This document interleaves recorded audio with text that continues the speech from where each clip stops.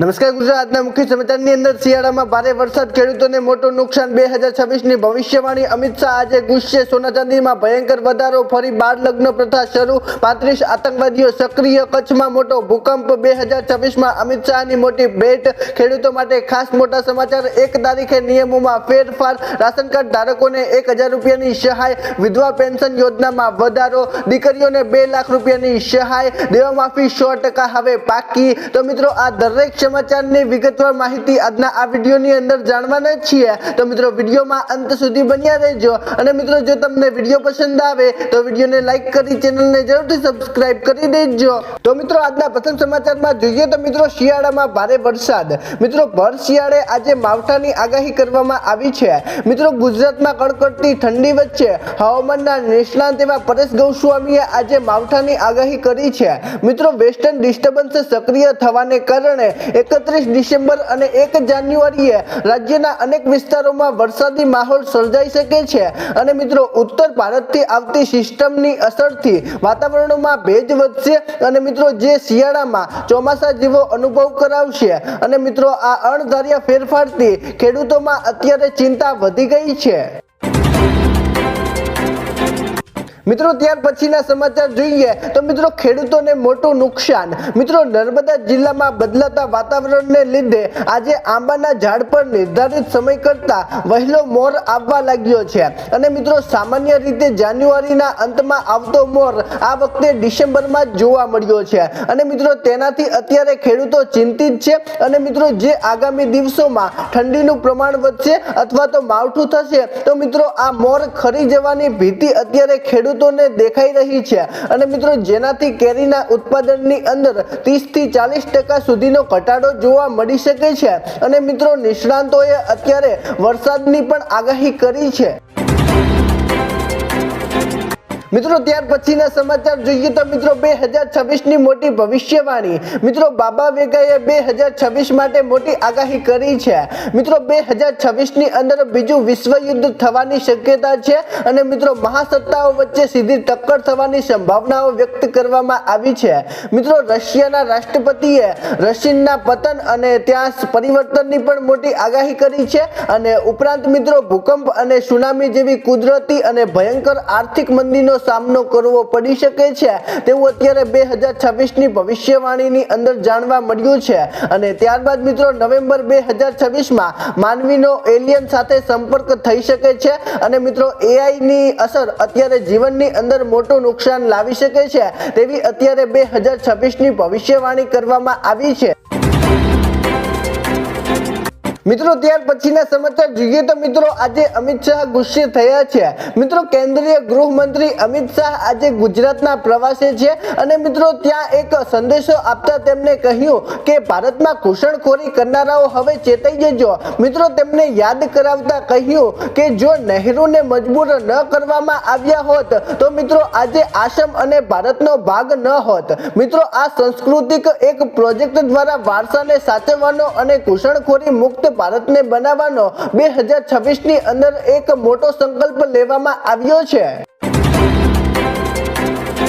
મિત્રો ત્યાર પછીના સમાચાર જોઈએ તો મિત્રો આજે સોના ચાંદીના ભાવમાં ભયંકર વધારો જોવા મળ્યો છે મિત્રો આજે સોના ચાંદીની અંદર ભારે ઉથલપાથલ જોવા મળી છે મિત્રો આજના દિવસે ચાંદીના ભાવની અંદર ભયંકર તેજી આવી ગઈ છે મિત્રો અત્યારે ચાંદીના ભાવની વાત કરીએ તો મિત્રો આજે ચાંદીનો ભાવ 2,50,000 ને પાર કરી ગયો છે મિત્રો આજે ચાંદીનો ભાવ 2,53,000 પર પહોંચી ગયો છે જ્યારે મિત્રો સોનાના ભાવની વાત કરીએ તો મિત્રો આજે 24 કેરેટ સોનાનો ભાવ 1,36,963 રૂપિયાએ પહોંચી ગયો છે અને મિત્રો 2026ની અંદર આની અંદર હજી પણ તેજી જોવા મળી શકે છે તેવું અત્યારે નિષ્ણાંતોનું કહેવું છે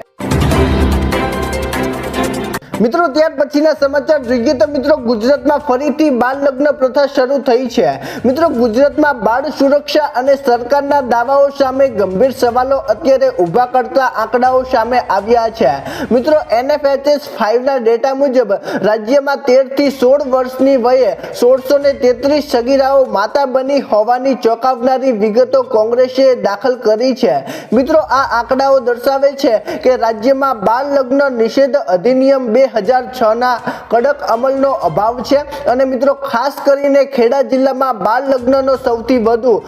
49.2% દર નોંધાયો છે। મિત્રો ખેડા જિલ્લાની અંદર 50% આસપાસ બાળ લગ્ન અત્યારે થઈ રહ્યા છે।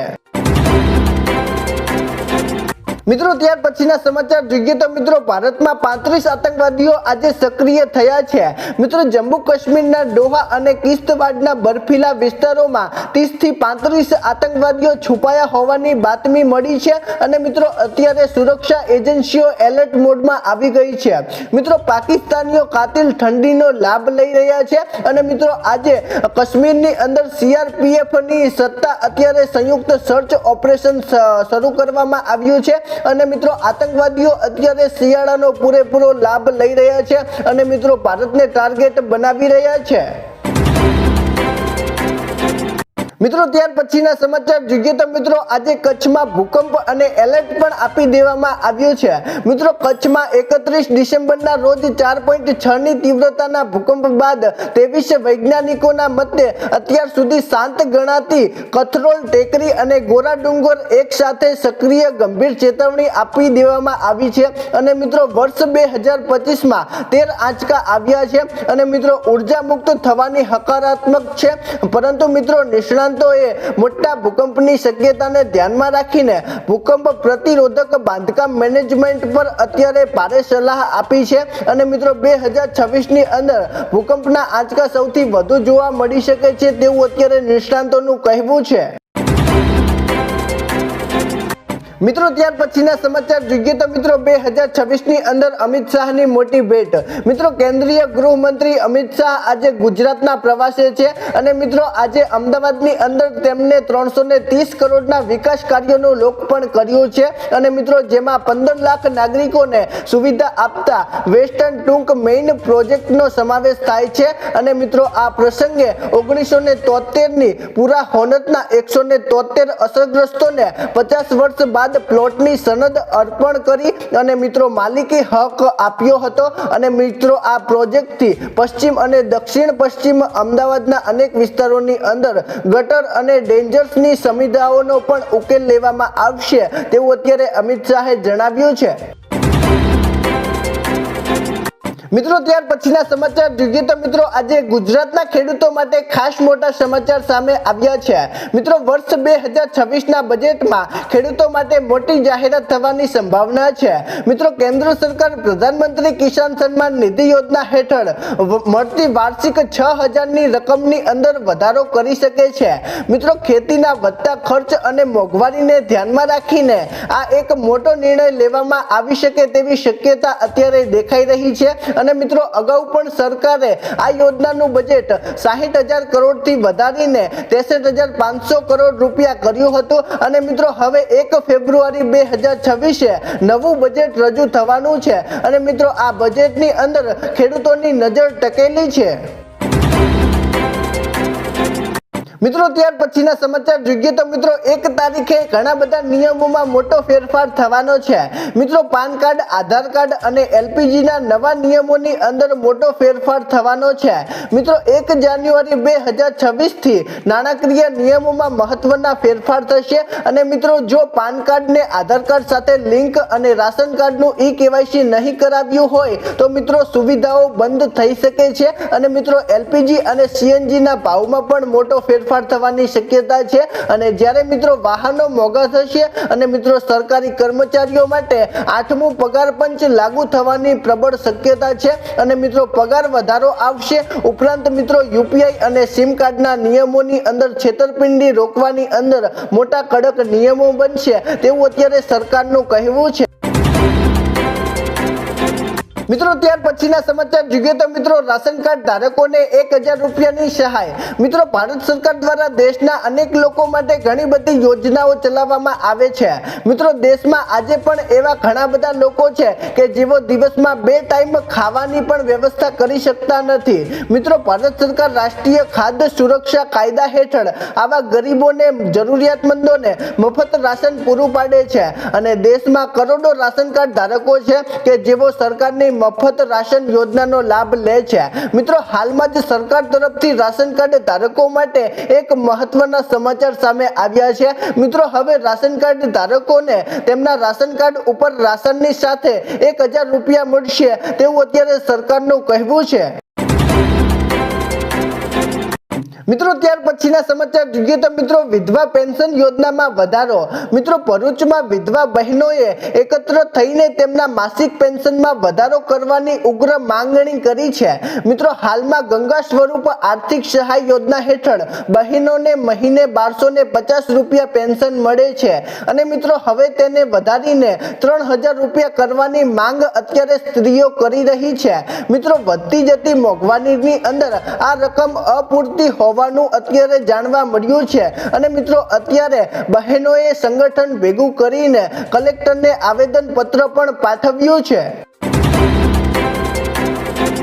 મિત્રો ત્યાર પછીના સમાચાર જોઈએ તો મિત્રો દીકરીઓને 2 લાખ રૂપિયાની સહાય। મિત્રો મુખ્યમંત્રી બાળ સેવા યોજના હેઠળ જે બાળકીના માતા પિતાનું અવસાન થયું હોય તેમને મિત્રો લગ્ન સમયે સરકાર 2 લાખ રૂપિયાની આર્થિક સહાય આપે છે। ઉપરાંત મિત્રો કોરોના કે અન્ય કારણોસર અનાથ પામેલા બાળકોને 21 વર્ષના થાય ત્યાં સુધી દર મહિને 4000 રૂપિયા મળે છે અને મિત્રો જો માતા પિતામાંથી કોઈ એકનું મૃત્યુ થયું હોય તો મિત્રો તેમને માસિક 2000 રૂપિયા મળે છે અને મિત્રો સરકારે 628 દીકરીઓને 12.56 કરોડ રૂપિયા આજે ચૂકવ્યા છે અને મિત્રો 2026ની અંદર આની અંદર પણ વધારો કરવામાં આવી શકે છે તેવું અત્યારે સરકારે જણાવ્યું છે।